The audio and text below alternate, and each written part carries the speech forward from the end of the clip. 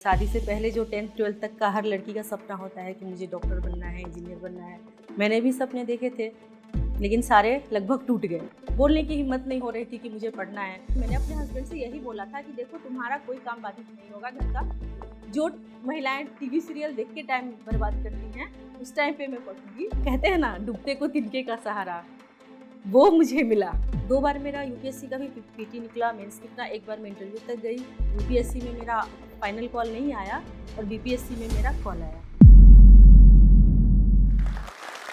हमार नाम कंचन अछि। हम वर्तमान में दरभंगा में सीनियर डिप्टी कलेक्टर के पद पर कार्यरत छी। अपन विवाह के 20 साल के बाद हम 60-62वीं बैच में बीएएस के तौर पर सेलेक्ट हुए हैं और सीनियर डिप्टी कलेक्टर बनकर दरभंगा में पदस्थापित छी। मेरा जन्म दरभंगा के ही डीएमसीएच में हुआ है, लेकिन 12वीं तक की मेरी शिक्षा दीक्षा धनबाद में हुई। मेरे पिताजी धनबाद में कार्यरत थे। उस टाइम पे लड़कियों को इतना पढ़ाने पे ध्यान नहीं दिया जाता था, जागरूक नहीं थे लोग महिलाओं की शिक्षा के प्रति। तो मेरी शादी कर दी गई 16.5 ईयर में ही। शादी भी हुआ तो एक आर्मी पर्सन से हुआ, तो थोड़ी परेशानी हुई क्योंकि वो कभी रहते नहीं थे साथ में। कभी साल में 1 महीने के लिए आएंगे, अदरवाइज रहेंगे नहीं। तो परिवार की पूरी जिम्मेदारी मेरे ऊपर ही आ गई। तो शादी से पहले जो 10th 12th तक का हर लड़की का सपना होता है कि मुझे डॉक्टर बनना है, इंजीनियर बनना है।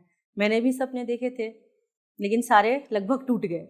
एक झटका था मेरे लिए, लेकिन कहते हैं ना कि एक कहावत मैंने कहीं पढ़ा था, किसी वेस्टर्न फिलोसफर का है कि शादी अगर अच्छा हो तो वो झंझावत में बंदरगाह है, लेकिन शादी अगर बुरा हो तो बंदरगाह में झंझावत है। तो मेरी ये कहानी रही है कि सपोर्टिव हैंड तो बहुत कम मिला, लेकिन मेरे हस्बैंड जो हैं वो कहते हैं ना, डूबते को तिनके का सहारा, वो मुझे मिला। वो तिनके का सहारा मिला और उसको लेकिन मुझे पहचानने में काफ़ी वक्त लगा। मुझे स्ट्रगल करना पड़ा। बोलने की हिम्मत नहीं हो रही थी कि मुझे पढ़ना है, क्योंकि शादी के बाद मैं मधुबनी ज़िले के गाँव में रह रही थी। 5 साल तक रहा मैंने। आप सब जानते हैं पर्दा प्रथा, बहू कहाँ पढ़ेगी कहाँ। फिर उसी दरमियान मेरे 2 बच्चे भी हो गए। ऐसे लगता था, हिम्मत ही नहीं थी कि मैं पढ़ूंगी क्या। तो ये पढ़ूंगी क्या सोचने में 12 साल लग गए। मेरे लिए इस प्रस्ताव को अपने परिवार में रखना चुनौतीपूर्ण था कि मुझे पढ़ाई करनी है, क्योंकि ना मुझे रिजेक्शन से डर लग रहा था। क्योंकि एक था कि अगर मेरे हस्बैंड ने मना कर दिया कि नहीं पढ़ना है, तो जो एक प्यार का जो रहा सहा भ्रम है वो टूट जाएगा और इससे मेरा पर्सनल लाइफ बहुत ज़्यादा हैम्पर होगा। तो यही सोचते सोचते मुझे 1-2 साल लग गए कि मैं पूछूं कि नहीं पूछूं कि मुझे पढ़ना है। और जब ये आए ड्यूटी से तो मैंने इनको बोला कि ऐसे पढ़ लेती हूँ, और मैंने पता भी लगाया है, कोरेस्पोंडेंट से हो जाएगा, कोई क्लासेस नहीं जाने पड़ेंगे, कोई काम बाधित नहीं होगा और ना कोई फाइनेंशियल ज़्यादा प्रॉब्लम होगी। तो बोले ठीक है पढ़ लो, कोई दिक्कत नहीं है, लेकिन एग्जाम के टाइम पे दिक्कत होगा कि मेरा इतना शेड्यूल टाइट रहेगा कि मैं जा पाऊंगा कि नहीं जा पाऊंगा। तो उस समय मेरा बस एक ही था कि एग्जाम 1 साल बाद होना है, अभी आप बोल दो कि मैं एडमिशन करा लूँ। बोले हाँ ठीक है करा लो। जब इन्होंने हाँ कह दिया तो एकदम से कहते हैं ना कि मन की मुराद पूरी हो गई। तो वो मन की मुराद पूरी हो गई, क्योंकि अगर ना होता तो ज़्यादा मेरे लिए घातक होता। कि फिर मुझे बहुत बुरा लगता है कि यार देखो, एक तो 12 साल बाद बोल रही हूँ सब कुछ सेटल करके, बाल बच्चा सास ससुर, और तब मना हो गया। फिर मैंने इग्नू से ग्रेजुएशन में एडमिशन करवाया। तो मेरा मेन मकसद था पढ़ाई करना। तब तक मैंने जॉब के लिए नहीं सोचा था, क्योंकि जॉब के लिए मुझे लग रहा था कि मैं लेट हो चुकी हूँ। जो कि सपना आपका तो 13-14 साल पहले टूट चुका है, उसको फिर से जीना तो बहुत मुश्किल होता है। लेकिन जैसे मैंने इग्नू में एडमिशन लिया और उसके बाद मेरे अच्छे मार्क्स आए, तो बोलते हैं ना कि पंख मिल गए उड़ान को, तो मुझे पंख मिल गए। फिर मैंने एमए भी कर लिया उसी दरमियान। एमए करने के बाद उसी टाइम पे बीपीएससी का फर्स्ट फॉर्म आया था, तो 56-59 वाला, उसमें मैंने दिया। लेकिन उस टाइम पे मुझसे गलती ये हो गई थी कि मेरा पीटी नहीं निकला, क्योंकि मैंने स्पोर्ट्स वाले सारे सेक्शन छोड़ दिए थे पढ़ना। मैंने सोचा था बाद में याद कर लूँगी, लेकिन वो पढ़ नहीं पाई। और उस टाइम पे 30 या 40 क्वेश्चन स्पोर्ट्स से थे, तो मेरा पीटी नहीं निकला। और तब मैं एमए में थी, तो मैंने इतना सीरियसली लिया भी नहीं था कि बीपीएससी मतलब देना है, बहुत दिनों बाद निकला था। पर दूसरी बार जो निकला, तो दूसरी बार में मैं साथ साथ घर पे ही यूपीएससी की प्रिपरेशन कर रही थी। जैसे मेरा ग्रेजुएशन हुआ, एमए हुआ, मैंने नेट किया, तो अब क्या, अब क्या तो देखा, हाँ ठीक है, अब मैं यूपीएससी की प्रिपरेशन करती हूँ। तो मेरा एमए से ही थोड़ा थोड़ा जो बेसिक होता है ना, बेसिक स्टार्ट था, एनसीईआरटी वगैरह पढ़ना ये सब स्टार्ट था। उसके बाद मैंने फिर एग्ज़ाम दिया, तो 2 बार मेरा यूपीएससी का भी पीटी निकला, मेंस निकला, एक बार मैं इंटरव्यू तक गई। यूपीएससी में मेरा फाइनल कॉल नहीं आया और बीपीएससी में मेरा कॉल आया। मैंने तैयारी तो यूपीएससी के लिए किया था, तो सिलेबस सारा मेरा यूपीएससी का तैयार था, करेंट्स वगैरह तो तैयार थे ही। और इसी बीच में फॉर्म निकला, तो अपना स्टेट है तो और कहीं पीसीएस के लिए उतना फोकस नहीं किया था। अपना स्टेट था तो बैक ऑफ द माइंड चल रहा था कि नहीं, पीसीएस अगर करना है तो अपने स्टेट में कर लेंगे।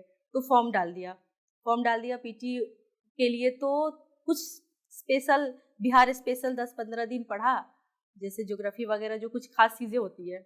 अदरवाइज तो सारा कुछ यूपीएससी में आ ही गया था। मेंस पे भी मुझे बीपीएससी के लिए कुछ अलग से तैयारी नहीं करनी पड़ी, क्योंकि ऑप्शनल भी मेरा वही था जो यूपीएससी में रखा था मैंने, और जीएस की तैयारी तो साथ साथ चल ही रही थी। और जहाँ तक इंटरव्यू का सवाल है, तो जैसे कोई भी एग्ज़ाम होता है पीसीएस या यूपीएससी का, मैं बताती हूँ, अलग अलग तैयारी नहीं की जाती है। ये सारा आपका इंटीग्रेटेड अप्रोच होता है। आप एक बार जब शुरू करते हो तो आपकी मेनली तैयारी मेंस की होती है। पीटी के टाइम पे आप 2 महीना 3 महीना एक्स्ट्रा उस पर फोकस करते हो कि पिछले 1 साल में क्या करंट के घटना घटे, उसको स्ट्रेटेजिक पार्ट से जोड़ के आप तैयार करते हो। और इंटरव्यू की जो तैयारी है वो तो एक आपके व्यक्तित्व का तैयारी है, वो आपको अलग से नहीं करना पड़ेगा। वहाँ पे नॉलेज का भी तैयारी नहीं है, क्योंकि नॉलेज आपका वो मेंस में देख लेता है। तो अगर आपको कोई क्वेश्चन नहीं आता है तो कोई बात नहीं, विचलित मत होइए, सॉरी बोल के निकल जाइए, और आता है तो उसको अच्छे से जवाब दीजिए। तो इतना मुश्किल नहीं होता, वो लोग भी बहुत मुश्किल सवाल नहीं पूछते हैं, वो आपके बैकग्राउंड से ही, आपके डेप्थ से ही पूछते हैं। बिहार में एजुकेशन की स्थिति थोड़ी चुनौतीपूर्ण है, खास करके महिलाओं के प्रति तो ये और भी समस्या हो जाती है, क्योंकि आज भी पेरेंट्स का जो मेन ध्यान रहता है वो अच्छा लड़का ढूंढने पे रहता है, अच्छा परिवार ढूंढने पे रहता है। ये ध्यान नहीं रहता कि हम अपनी बेटी को इतना सशक्त कर दे कि वो कहीं भी अपना सर्वाइव कर पाएगी।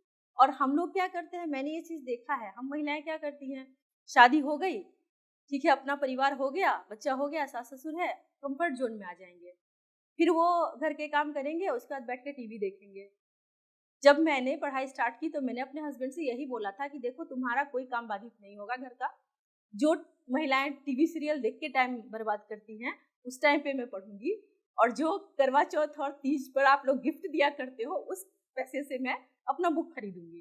तो आपको कहीं ना कहीं अपने कंफर्ट जोन से बाहर निकलना पड़ेगा, तभी आप कुछ कर पाइएगा। और लोग बोलता है कि किसी का सपोर्ट नहीं मिला, ठीक है, सपोर्ट एक होता है, काम करता है, लेकिन अगर आपके अंदर आग होनी चाहिए।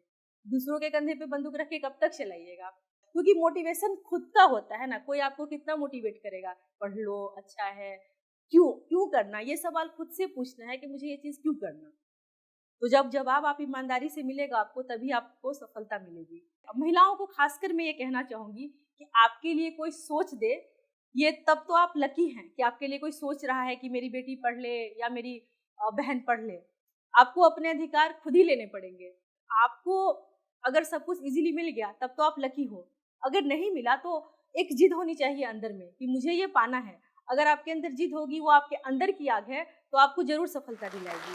अहाँ सब एकरा सब्सक्राइब करू, लाइक करू, और जत्ते से जत्ते मैथिल छै उनका बीच में शेयर करू। और नया नया प्रेरणादायक कहानी, बहुत सारा खिस्सा अहाँ के सुनल मिलत, तो बस बनल रहू।